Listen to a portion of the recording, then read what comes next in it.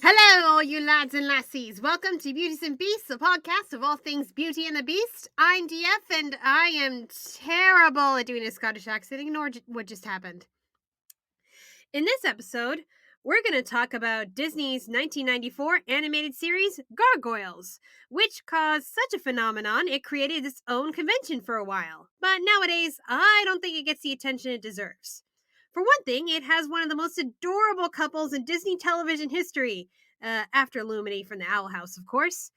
I'm talking about the gargoyle Goliath and police detective Elisa Maza. Not only human, but a woman who's half African American and half Native American. See, Disney had some biracial characters way before Encanto. Another reason why this show deserves more attention. Also, she's actually a good cop, unlike some cops these days. No, seriously. So, like I usually do when analyzing TV shows, I'm not going to summarize the whole series, but touch upon the main plot points relevant to the main couple's character arcs, as well as some side couples that sort of fit the Beauty and the Beast trope. That said, a spoiler alert is in order. If you haven't seen this series already, it's on Disney Plus, and I highly recommend it. But first, I would like to thank my $5 plus patrons, Arvin Joshua Rocks 15, BellaPinkSavage, Cosmic Trail, nalaxsimba, and TyrannosaurusVenom for the continuing support. Note that this series will be ending this year, and so my patron program will be transferring to Patreon once I've covered my remaining topics. You could also show your support by buying my merchandise on redbubble.com. I've recently added merch supporting Ukraine during the Russian invasion. All proceeds will be going to the International Rescue Committee to help Ukrainian refugees in Poland. I will say, as someone of Polish descent, I will do what I can to make sure that the Ukraine doesn't end up like Poland did when the Nazis and Soviet Union invaded Poland in 1939. Just go to DisneyFanatic23.redbubble.com. I've got masks, apparel, stickers, and bags with Ukrainian and Polish flags, along with new merchandise related to my webcomic, queer-coded on DeviantArt. Alright, so let us get into the obligatory plot summary.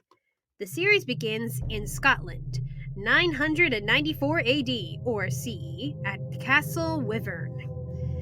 The castle is under siege by a Viking army, but luckily it is protected by gargoyles, stone by day, alive by night. Led by Keith David, Goliath, accompanied by his mentor, voiced by the late Ed Asner, aka Carl Fredricksen from Up, and his second-in-command / mate. See, the gargoyles don't have names, but the humans named the leader Goliath after the giant warrior. Although the gargoyles defend the castle, they are still thought of as monsters by the humans who lived in the castle, including the Princess Catherine and the court mages. After their victory against the Vikings, a trio of younger gargoyles are provoked by the humans. Like, they were just playing with a young boy, but the mother said, "Don't play with those monsters." And then the gargoyles got angry in return. Goliath breaks up the fight and puts the trio in the rookery with the gargoyle eggs for the night, with their gargoyle watchdog to guard them. While Goliath and his mentor go in search for the Viking hideout, they are unable to make it back to the castle before dawn, and they turn into stone. During the day, the Scottish captain of the guard betrays his people, allowing the Vikings through the gates, and despite the captain's pleas, the Viking leader destroys the statues. So Goliath and his mentor return to find their entire clan, including Goliath's mate, in rubble. Except for the watchdog and the trio, who were still locked in the rookery the entire night. They all go after the Vikings, who have captured the princess and her people, and Goliath is bent on revenge and has a chance to kill the traitor and the Viking leader, Hakon, but chooses instead to save the princess as she falls off the cliff. But the Magus thinks the princess is dead, and in his anger, turns all the gargoyles to stone until the castle reaches above the clouds. Then realizes his mistake when he sees Goliath and the princess alive. Goliath asks that he be frozen with the others, while the princess agrees to look after the eggs. Fast forward 1,000 years to 1994. Castle Wyvern is bought by a successful entrepreneur, David Xanatos, who has the castle removed stone by stone to his home in New York, above the clouds. And so the spell is broken, and they live again! Da-na-na-na-na-na-na-na. Sorry, that theme is just so amazing. But the eggs in the rookery are gone, and these gargoyles are the last of their kind, supposedly. Spoiler alert. Xanatos asks that the gargoyles work for him, but of course, Goliath is wary of trusting humans again. Meanwhile, Detective Elisa Maza of the NYPD goes to investigate the strange disturbances going on at Xanatos' place, and runs into the gargoyles. She is terrified at first until she falls off the building and Goliath rescues her. She befriends the gargoyles, and they soon all take on names based on places in New York. The elderly mentor becomes Hudson, the young trio become Brooklyn, Broadway, and Lexington, and the watchdog is named Bronx. They soon learn that Goliath's mate survived as well, which convinces them to help Xanatos steal something back from a rival corporation. But Elisa informs them it wasn't Xanatos' property and that he had tricked them into stealing what wasn't his. Not only that, but Goliath's mate had helped betray the clan 1,000 years ago. And now she's bent on enacting revenge on all humans. And that they gave her a name too, Demona. Get it? Because they see her as a demon. And that's how the series launches. The gargoyles protecting New York and trying to find a place in a new world, battling supernatural villains and Xanatos. And let me just say, David Xanatos versus Goliath, David and Goliath, was clever naming on their part. But let's get to our main couple here. Although Elisa is a human and Goliath's a gargoyle, their attraction is almost immediate. Of course, given that Goliath's last girlfriend turned out to be a vengeful psychopath, he's naturally hesitant to enter a new relationship, difference in species aside. And he, of course, has trouble trusting people. And yeah, he was betrayed by his girlfriend, and he was betrayed by the humans he had sworn to protect. It's not really until Elisa is temporarily transformed into a gargoyle, and later in the same episode, Goliath is turned into a human, that they really start to acknowledge their feelings. At least, to themselves. Goliath saying, as a human, I never realized how beautiful you look. Just imagine that in Keith David's awesome voice. And Lisa's like, so you didn't find me attractive as a human? Updraft! Nice save, buddy, nice save. Although their species might seem like a barrier, it doesn't stop their familiarity with each other. Heck, they literally dress up as Beauty and the Beast in the Halloween episode. Not just any Beauty and the Beast, but the Disney version. Well, the series did come out a few years after the movie. And when you look at their personalities, it's no wonder why. They both have a sense of justice and doing what's right. Of course, on occasion, Goliath will confuse justice with revenge, and at one point was in danger of becoming like Demona. But Elisa serves as his moral compass whenever he strays from the true path of justice. And despite Elisa being a woman and a human biologically weaker than him, Goliath never treats her as if she can't take care of herself, but regards her as an equal. It's not just him protecting her all the time, but the two of them protecting each other.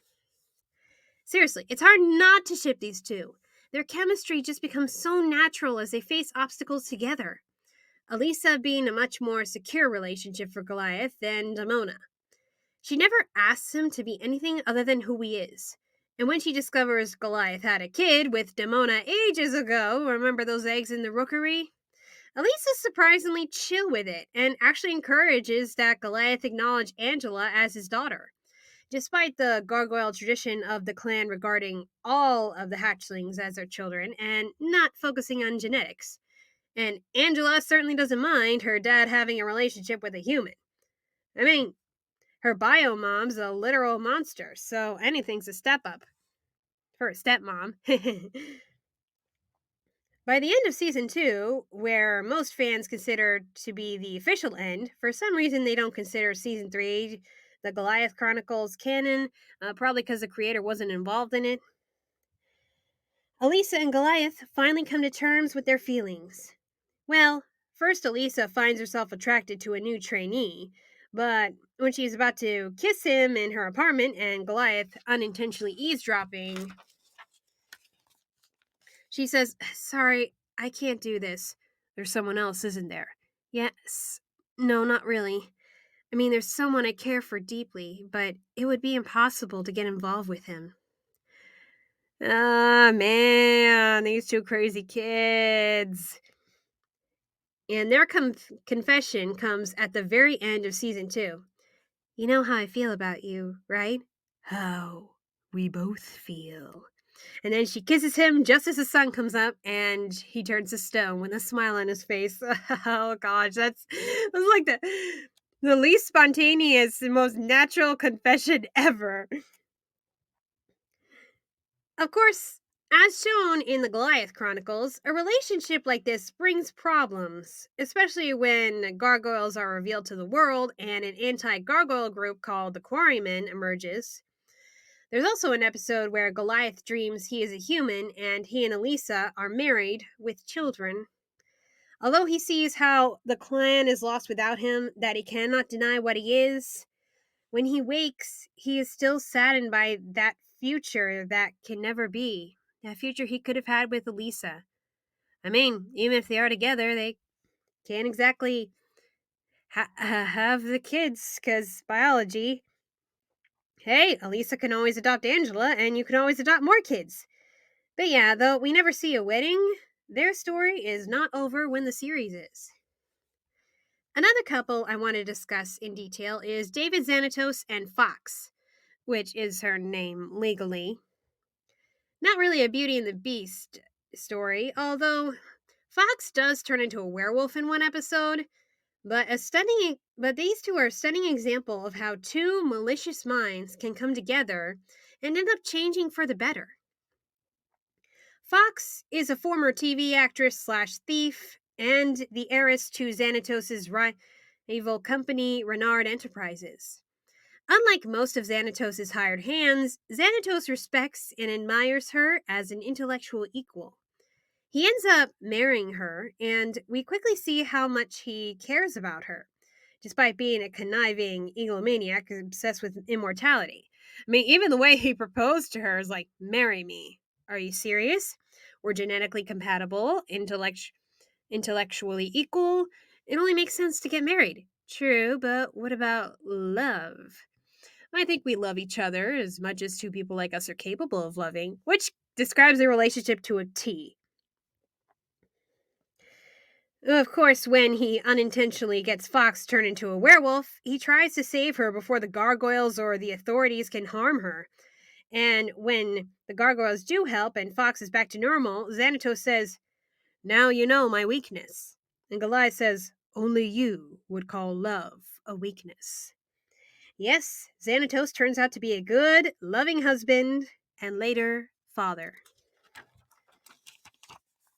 When their son Alex is born, he is almost stolen away by Titania, Queen of the Fairies, and Fox's mother. I know, really long story. This series has a whole lot of intricate plot lines. It would take me forever to explain every single one of them. I mean, took forever just to binge the entire series. Xanatos goes out of his way to protect his son, and Fox ends up unlocking her magical fairy potential to protect her baby. And because the gargoyles helped, Xanatos calls a truce with them, letting them stay in their ancestral home, and he protects them against the anti-gargoyle groups. So it just goes to show the power of love. Romantic and familial. While Fox never discouraged Xanatos from his ambitions and vice versa, neither convinces the other to be good. They both become better people, prioritizing each other and their son above all else. Even plans for immortality and world domination are put aside once Xanatos realizes such plans will put his family in danger. And when the gargoyles protect his family, he tries to make amends. Genuinely. Seriously, I love this guy's character arc. Even corrupt businessmen can still love their families. There are many more interesting romantic subplots, from the Gargoyles cyborg Cold Stone housing the souls of two star-crossed lovers and a romantic rival, and this whole Othello Desdemona Iago thing. You get the picture. To the mutants Talon and Maggie finding solace in each other once they're both turned from human into ferocious monsters. They use those new powers for good. To Angela and Broadway, which doesn't officially happen until the infamous Goliath Chronicles that fans don't consider canon, but hey, I'm actually glad that of the trio, Angela eventually chose Broadway. How many times does the friendly, sensitive, heavyset guy get the girl? I like Broadway. He's sweet. Even if it does break Brooklyn's heart, Brooklyn I consider to be one of the most interesting characters in the show. And hey, Lexington turns out to be gay anyway, so that wouldn't have worked out. Oh yeah, the creator wanted Lexington to be gay, but since it was the 90s, Disney didn't allow it. On a side note, really hate how the current Disney CEO is supporting and the anti-gay movement in Florida. Seriously, just why? Yeah, I had so much faith in you, Disney. After the Owl House, I thought you were for us, but now it turns out you're not. Also, Gargoyles explores a lot of different mythology, from African to Scottish to South American to Japanese and so on, which is really cool from a folklore buff like me.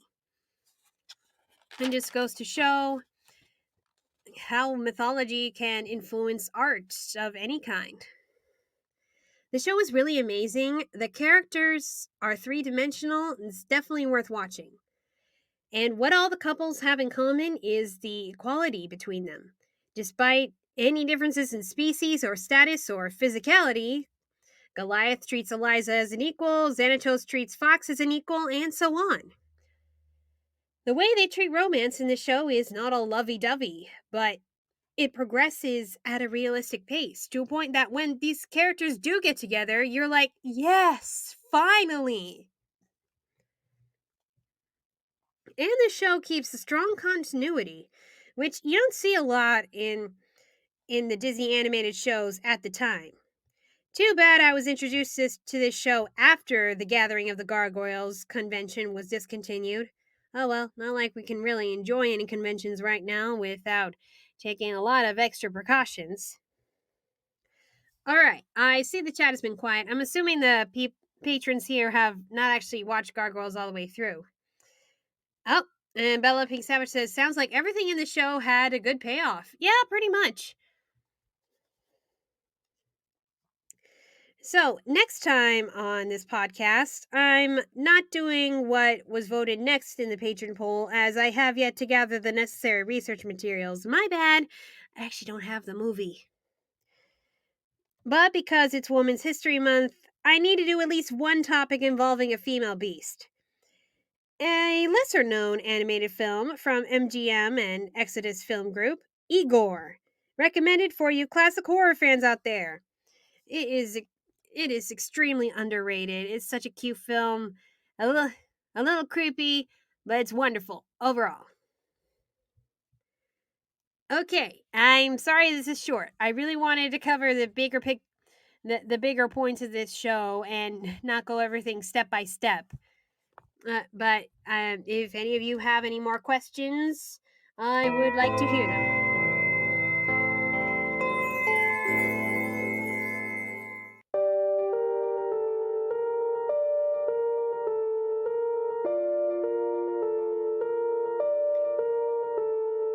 Yep, okay. BellaPinkSavage says, nope, I'm good. I'll binge this eventually. It is worth the binge. Just be prepared to set aside a whole lot of hours for it. Season 2 is a lot longer than Season 1. Alright, until next time, remember to pray for the Ukraine and that gargoyles and corrupt businessmen can feel love too. Except for that one guy. You know who I'm talking about.